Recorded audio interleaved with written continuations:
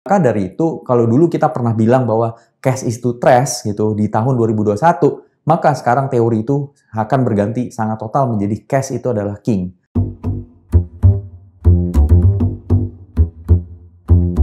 Halo, kembali lagi bersama saya, Vincent, salah satu narasumber dari Finfox Stockpot. Kan kita udah lama nih nggak bahas-bahas mengenai stock market, economic situation. Nah, kali ini kita mau bahas apa sih update-update yang telah terjadi selama beberapa bulan kemarin. Ada faktor Rusia sama Ukraine perang.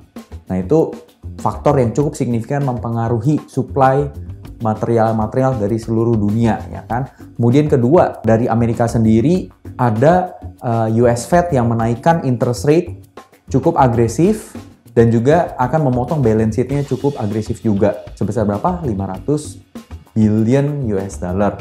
Nah, jadi dari situ terjadi juga inflasi-inflasi yang cukup tinggi. On the other hand, juga pasar kripto sempat jatuh, tumbling sampai berguling-guling. Bahkan ada satu koin yang top koin yaitu Luna sempat jatuh dari 100 kemudian jadi 0,00 berapa dan akan diganti menjadi koin yang baru, Luna yang baru. Ada beberapa development yang terbaru. Nah, tapi paling penting adalah ya satu, Fed balance sheet itu. Ketika Fed memotong balance sheet 500 bio, maka uang US dollar yang tadinya kurang berharga akan menjadi lebih berharga. Kedua, dengan interest rate naik seagresif itu, karena adanya pertumbuhan ekonomi yang cukup baik dari Amerika, maka uang yang tadinya kurang berharga akan menjadi sangat-sangat berharga.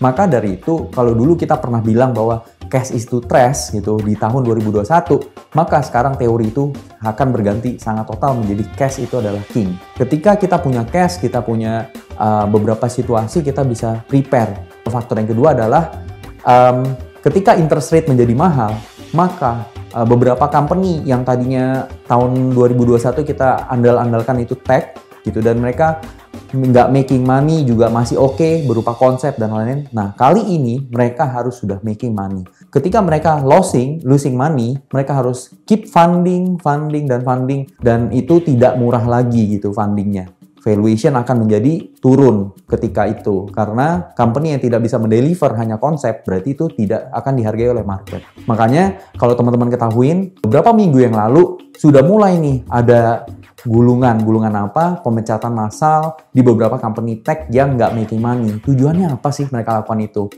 Ketika mereka losing money dan quite big, funding round itu tertutup, maka yang mereka akan lakukan adalah efisiensi. Efisiensi itu mereka lakukan dengan pemecatan karyawan-karyawan yang mereka rasa tidak strategik sehingga mereka bisa bertahan hidup sampai tahun depan atau 1,5 tahun ke depan supaya moga-moga funding di saat itu sudah mulai terbuka kembali gitu. On the other hand, kalau company tech-nya making money gimana? Ya mereka juga akan tetap ke diskon karena mungkin growth daripada seluruh dunia itu tidak akan setinggi tahun lalu lagi gitu. Nah, bahkan IMF memprediksi global GDP growth yang ada di layar ini itu cuma 2,4%, di mana di yang bagian atas itu Rusia dan Ukraine itu merah gitu. Waktu itu kan kripto sempat tinggi-tingginya ya. Jadi di Amerika tuh banyak yang jadi crypto trader, terus nggak kerja, ngandalin ya kripto trading, cuan, ya udah. Dan participation job itu sangat rendah. Nah, ketika kripto hancur, nah mulai banyak pekerja-pekerja yang apply McDonald, apply Starbucks di luar sana. Makanya kita sebagai partisipan market, kita bisa lihat dari apa yang terjadi di Amerika. Nah, bagaimana relevansinya kepada Indonesia gitu. Nah, oleh karena itu, pertama ya kita udah tahu nih, cash is king. Karena fundamental semua menjadi big important again gitu ya. Jadi, beberapa valuation yang gila-gila itu akan di-readjust down ke bawah. Bagi company yang high growth, nah itu kalau growth-nya nggak akan bertahan, maka akan turun.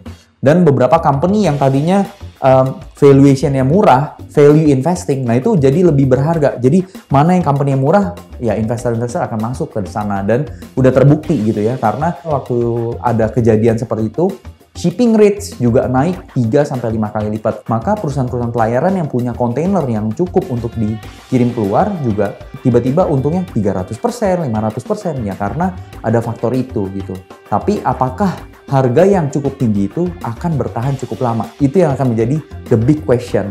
Karena kalau harga itu bertahan cukup lama dan sustain, maka perusahaan itu akan prevail. Tapi ketika harga komoditas naik dan kemudian kasusnya selesai, maka dia akan turun. Beberapa company komoditas yang tadinya kita anggap murah bisa jadi kembali menjadi mahal. Sustainability daripada earning yang akan dihasilkan itu menjadi sangat penting. Oleh karena itu, kembali lagi saya tekankan bahwa di era yang kali ini kita memang harus benar-benar memilih company dengan tema yang tepat. Kebetulan ada di negara kita, yaitu Indonesia. Karena kita adalah negara yang penuh dengan komoditas dan pemerintah kita cukup pinter ya. Kemarin pada saat batu bara sudah hampir habis, maka dia stop dulu 1 bulan, tapi kemudian dikasih ekspor lagi. Di bulan Mei sempat terjadi harga minyak goreng ke 33.000, 34.000, kemudian ekspor CPO ditahan dulu. Tapi ada akibatnya ya, petani sawit yang tadinya udah mau lebaran, nah mungkin jadinya kurang bisa menikmati lebarannya kemarin karena nggak bisa ekspor. Nah tapi itu demi kebaikan kita bersama karena harga minyak harus distabilkan, inflasi di dalam negeri juga harus distabilkan supaya semua masyarakat Indonesia bisa mendapatkan segala kebutuhannya. Nevertheless, kita tetap harus selalu belajar mencari peluang-peluang dari segala kejadian yang ada. Saya juga selalu percaya there is always a bull market somewhere. Nah, kebetulan Indonesia mempunyai itu. Tinggal how do you find it, that opportunity, the bull market. Thank you and happy cuan teman-teman. Halo Fox, gue mau ingetin ke kalian kalau podcast Stockpot ini bukan sebagai ajakan investasi ataupun rekomendasi saham tertentu. Podcast Stockpot hanya sebagai podcast edukasi untuk membantu Fox dalam belajar lebih jauh mengenai investasi dan juga financial market. So, sebelum mulai, jangan lupa klik tombol subscribe-nya dan juga tombol loncengnya ya. Enjoy the podcast, Fox!